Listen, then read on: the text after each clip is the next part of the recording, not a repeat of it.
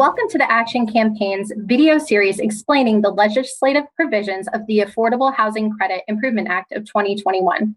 In this video, Jennifer and I will discuss how the legislation ensures the housing credit can be used to build housing for veterans. I see that the Housing Credit Improvement Act includes a provision on the general public use rule for bond-financed housing credit properties to exempt properties built specifically for veterans from that rule. Can you explain why that is needed, Jennifer?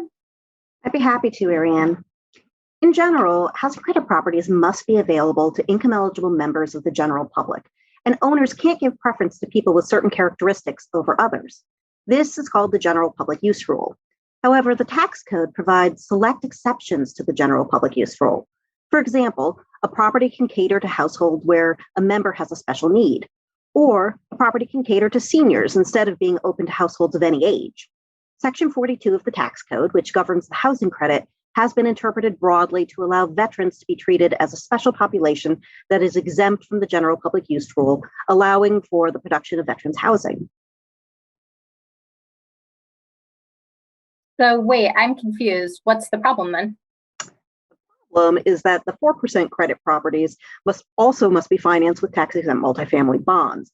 And there's no such statutory language that would allow veterans to be exempt from the general public use rule for that program.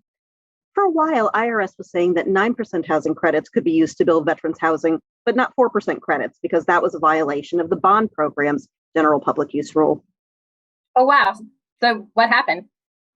Well, after a lot of advocacy work, including numerous members of Congress weighing in, the IRS issued new regulations exempting veterans from the bond program's general public use rule. This bill would codify that into law. It also amends Section 142 of the tax code, and that's the part that governs tax-exempt multifamily bonds, to coordinate the multifamily bond and housing credit general public use rules moving forward.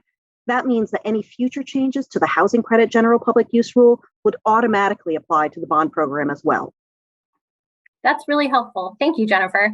For more of our video series, visit the Action Campaign's website at www.rentalhousingaction.org.